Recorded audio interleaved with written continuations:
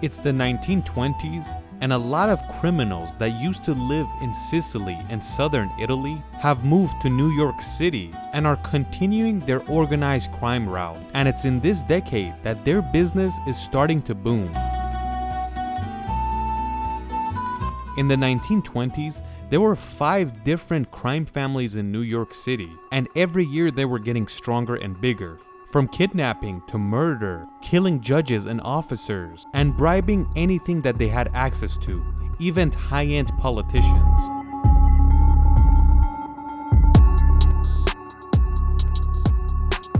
These 5 families basically created an illegal empire, and they didn't listen to nobody.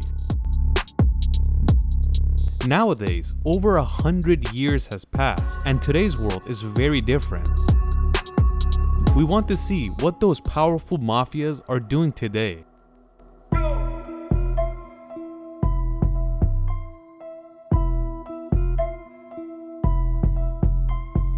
One of these mafia groups is called the Genovese crime family, also known as the Luciano family.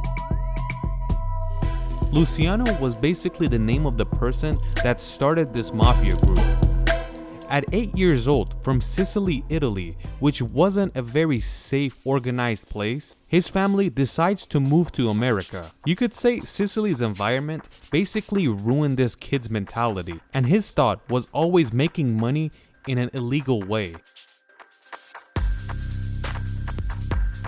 He enters New York with this thought process, and he successfully creates a mafia group, which is also one of the most famous crime families.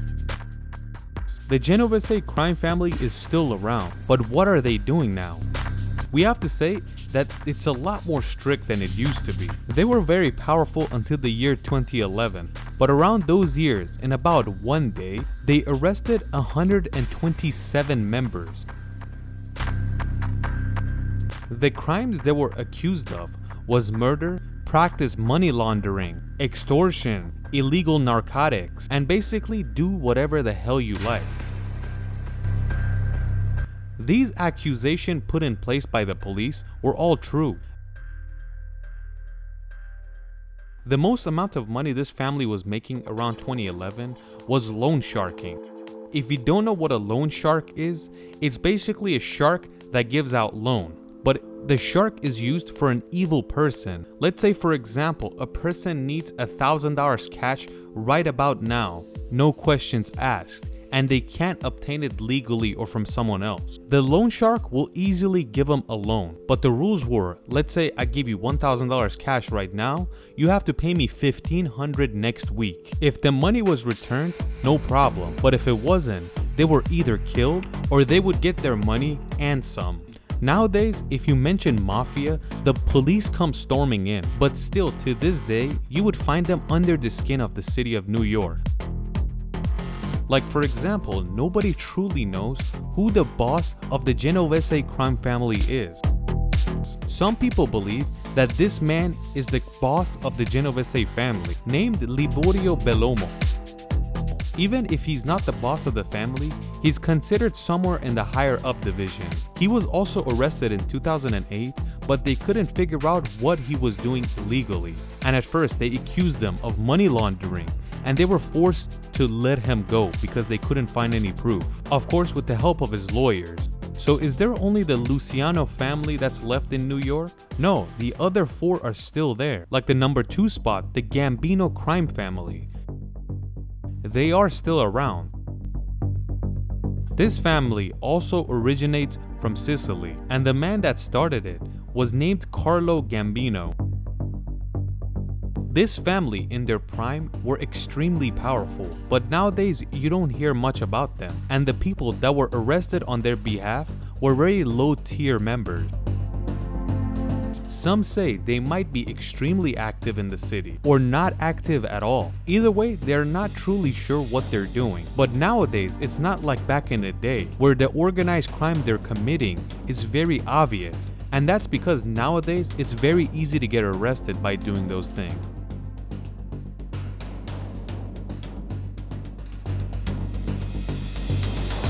Do you know why it's so hard to commit organized crime nowadays? Because everywhere there are security cameras, everybody has a smartphone with a high-definition camera, and hiding in plain sight is extremely difficult. Like 30 years ago, these mafia people would go into a train station, kill 4 people, and take 2 people as hostages. But nowadays, this is not possible because from their car all the way to the train station, tens of cameras have recorded them. But allow us to talk about the most famous crime family in New York City, the Colombo crime family. The man that started this family was named Joseph Colombo. Just the way Joseph Colombo ordered the execution and killing of other members or other people, he was also killed the same way. He was shot in the head 3 times. The members of this family leak no information on what they're doing, and the only information available to us is through the court documents and interrogations. And you could say the information we have doesn't even come close to what they're actually doing. And that's all because the members do not open their mouth because they know if they rat, they and their whole family is in danger. If you've seen our video about how to join the mafia, you know that the most important thing in joining a family, or should I say a crime family, is loyalty. And if a person doesn't show their true loyalty, they wouldn't even be considered to be a made man. The next crime family is called the Lucchese crime family. The person that organized this family is called Tommy Lucchese, and you could say he created the most merciless crime family in New York City, and some people considered them the deadliest mafia group in the US. Not only did this mafia group kill regular people, but they had so much tension with other crime families that they would start mafia wars. Some compare this crime family to Germany in World War I and World War II. They always had a vision of taking over the entire continent of Europe, but the whole world would fight against them. The Lucchese crime family was the same. They were always trying to start wars to make their territory bigger. What we're telling you about this family is extremely simplified on what actually took place. One of the main things that a person needs to have to join a crime family in New York City is that you have to be 100% Italian. It was extremely rare that they would let a non-Italian, like for example an Irish, inside their mob. But just like the other ones, they had to show true loyalty before they were even considered. Until the 1970s, these families were painting the New York streets red. But just like we said, every day their lives were becoming more difficult. The last activity that was seen by the Lucchese family was in 2018, and the police realized that a doctor was prescribing oxycodone at an illegal rate to this family, and they would sell it in the streets.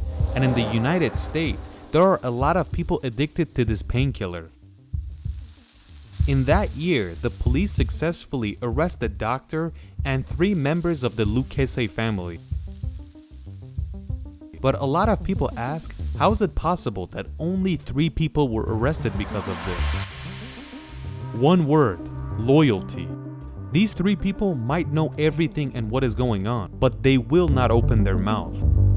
Nowadays, some people predict that the Lucchese family has 200 made men, and they make most of their money from underground casinos, and the police are looking for these casinos hard.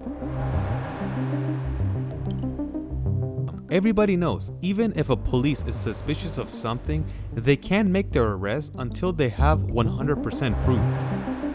But allow us to get to know the 5th crime family in New York City. Bonanno crime family, and of course, they originated from Sicily as well. Joseph Bonanno is the founder of this family. It's good to know that he was alive until about 20 years ago, and that's in a way where he started in the 1920s. And he was active until the age of 97 years old. Another interesting fact is that Joseph Bonanno was active until 97 years old, but he was never truly arrested for any criminal acts. We don't know if he was extremely careful on what he did, or the people that were loyal to him were so careful for him. The Bonanno family is considered the richest crime family in New York as well, and the reason for the money is because they had a lot of pizza shops in New York City, but under the table, they were selling heroin alongside with the pizza. It was an interesting way in moving drugs. So anybody that wanted some heroin, they would order a pizza and say deliver it to my house. And whenever you get your pizza, you also had an extra package along with it. They basically killed two birds with one stone. With the help of the pizza shop, they could launder their drug money with the income they were making by the pizza. It's good to know that this family hasn't let this tradition go, because in the year 2017, they busted an ice cream shop because they realized that the person behind it all was selling cocaine with the ice cream, and the seller was part of this crime family. But nothing happened to the family because only one person was arrested, and that one person will not say a word about anything or what they do. Even if they say 100 years in prison, he's not gonna open his mouth. So anyways, these families are still around in New York City, but not as hard as they used to be, and they're losing their clout day by day. One of the biggest reasons that they can't commit organized crime is because of today's technology.